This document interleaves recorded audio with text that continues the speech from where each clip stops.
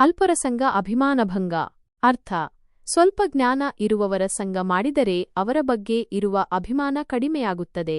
ವಿವರಣೆ: ಈ ಗಾದೆ ಮಾತು ನಮ್ಮ ಸುತ್ತಮುತ್ತಲಿನ ಜನರ ಜ್ಞಾನದ ಮಟ್ಟ ನಮ್ಮ ಅಭಿಪ್ರಾಯಗಳನ್ನು ಹೇಗೆ ಪ್ರಭಾವಿಸುತ್ತದೆ ಎಂಬುದನ್ನು ತೋರಿಸುತ್ತದೆ.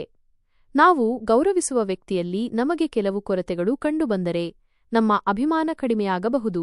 ವಿಶೇಷವಾಗಿ ಜ್ಞಾನದ ವಿಷಯದಲ್ಲಿ ನಾವು ಯಾರನ್ನಾದರೂ ಆದರ್ಶವಾಗಿಟ್ಟುಕೊಂಡಿದ್ದರೆ ಆ ವ್ಯಕ್ತಿಯಲ್ಲಿ ನಮಗೆ ನಿರೀಕ್ಷಿಸಿದಷ್ಟು ಜ್ಞಾನ ಇಲ್ಲದಿದ್ದರೆ ನಮ್ಮ ಅಭಿಮಾನ ಕುಸಿಯಬಹುದು. ಉದಾಹರಣೆ: ಒಬ್ಬ ವಿದ್ಯಾರ್ಥಿ ತನ್ನ ಶಿಕ್ಷಕರನ್ನು ತುಂಬಾ ಗೌರವಿಸುತ್ತಾನೆ. ಆದರೆ ಶಿಕ್ಷಕರು ಒಂದು ವಿಷಯದ ಬಗ್ಗೆ ತಪ್ಪಾಗಿ ಹೇಳಿದಾಗ ವಿದ್ಯಾರ್ಥಿಯ ಅಭಿಮಾನದಲ್ಲಿ ಸ್ವಲ್ಪ ಕುಸಿತ ಉಂಟಾಗಬಹುದು. ಒಬ್ಬ ಯುವಕ ತನ್ನ ಸ್ನೇಹಿತನನ್ನು ಆದರ್ಶವಾಗಿಟ್ಟುಕೊಂಡಿದ್ದಾನೆ.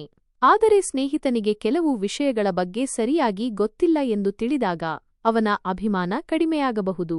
ಇದರ ಹಿಂದಿನ ತತ್ವ: ಜ್ಞಾನದ ಮಹತ್ವ. ಜ್ಞಾನವು ವ್ಯಕ್ತಿಯನ್ನು ಗೌರವಿಸುವಂತೆ ಮಾಡುತ್ತದೆ. ಅಪೇಕ್ಷೆಗಳು: ನಾವು ಇತರರ ಬಗ್ಗೆ ಹೊಂದಿರುವ ಅಪೇಕ್ಷೆಗಳು ನಮ್ಮ ಅಭಿಮಾನವನ್ನು ಪ್ರಭಾವಿಸುತ್ತದೆ. ಮಾನವೀಯತೆ: ಎಲ್ಲಾ ಮನುಷ್ಯರು ಪರಿಪೂರ್ಣರಲ್ಲ ಎಂಬುದನ್ನು ಒಪ್ಪಿಕೊಳ್ಳುವುದು ಮುಖ್ಯ. ನೀತಿಪಾಠ: ನಾವು ಇತರರನ್ನು ಆದರ್ಶವಾಗಿಟ್ಟುಕೊಳ್ಳುವಾಗ ಅವರಲ್ಲಿ ಕೆಲವು ಕೊರತೆಗಳು ಇರಬಹುದು ಎಂಬುದನ್ನು ಮನಸ್ಸಿನಲ್ಲಿಟ್ಟುಕೊಳ್ಳಬೇಕು. ಜ್ಞಾನವನ್ನು ಸಂಪಾದಿಸುವುದು ನಿರಂತರ ಪ್ರಕ್ರಿಯೆ. ಎಲ್ಲಾ ಮನುಷ್ಯರನ್ನು ಅವರ ಒಳ್ಳೆಯ ಗುಣಗಳಿಗಾಗಿ ಗೌರವಿಸಬೇಕು. ಈ ಗಾದೆಯನ್ನು ನಾವು ಯಾವ ಸಂದರ್ಭದಲ್ಲಿ ಬಳಸಬಹುದು?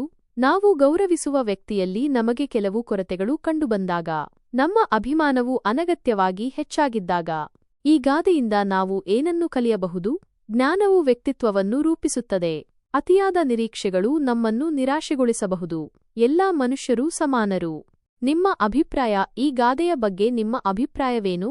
ನಿಮ್ಮ ಜೀವನದಲ್ಲಿ ಈ ಗಾದೆಗೆ ಸಂಬಂಧಿಸಿದ ಯಾವುದೇ ಘಟನೆ ನಡೆದಿದೆಯೇ? ಈ ಚಿತ್ರವು ಅಭಿಮಾನ ಕುಸಿದಾಗ ಉಂಟಾಗುವ ಭಾವನೆಯನ್ನು ಸೂಚಿಸುತ್ತದೆ.